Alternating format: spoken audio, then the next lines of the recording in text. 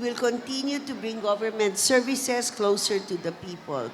Nais ko lang pasalamatan ang mga government officials, private sector partners, healthcare workers, at higit sa lahat, maraming salamat. Maraming pong salamat sa inyong lahat na nandito ngayon. Thank you for giving us a chance to be of service to you.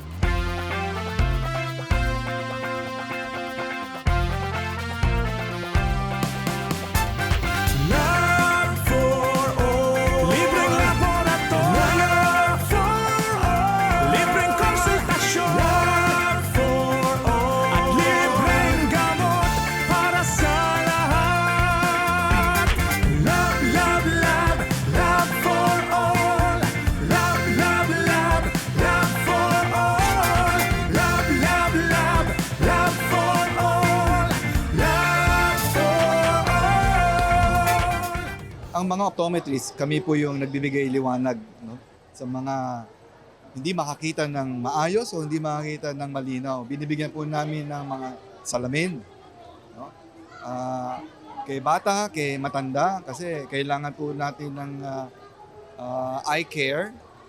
Handog ito ng mga optometrists sa programa ni First Lady.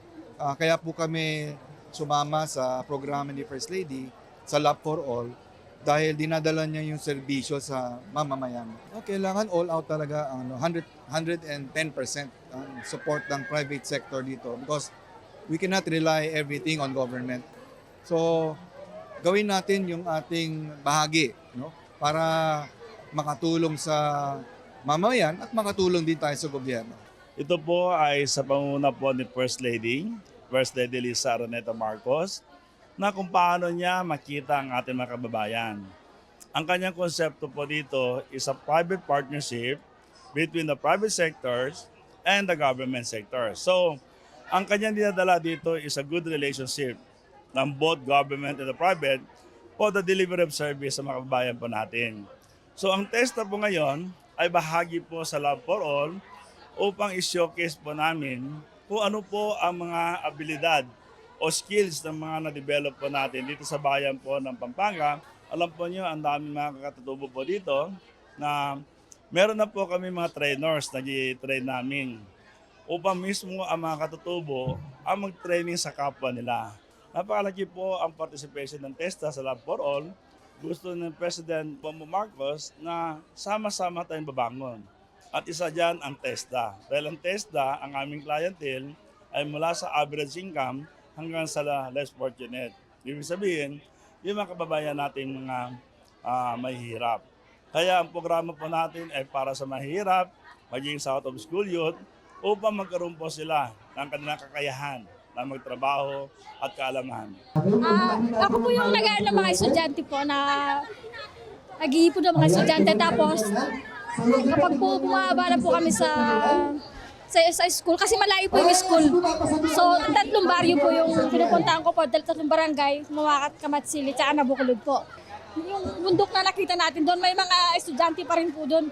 Nilalakaran ko po yung bundok doon na para maatiran ko po sila ng papel, ng module, para po malaman ko kung saan yung kakayaan nilang makapag-aral. Para po matulungan ko po yung mga kapwa ko po katutubo na hindi po nakapagtapos pero may kakayaan naman po sila magtrabaho. Doon po kasi sa TESDA po, maano po yung maahasa po yung kanilang kaalaman. Maasa po yung kaalaman nila na hindi po nila nagagamit sa bundok. Pag pumunta po sila doon, malalaman nila na kaya pala nilang maging EIM, mga installation, kaya pala nilang maging ISMA, mag-welder. Para hindi sila malate bilang isang katutubo na may pagkikita rin nila yung kanilang kaalaman na kaya nilang sumabay. Ito yung unang pagkakataon na nakikita po namin siya, na nakadalaw siya rito sa amin. Nakikita po niya ang aming lugar. Kaya napakalaking pasalamat po namin na binigyan po niya kami ng pagkakataon na makita po namin siya at maipadama niya ang kanyang pagmamahal sa amin. Wala po akong masabi sa gobyerno natin, ma'am. Marami pong tulong nila.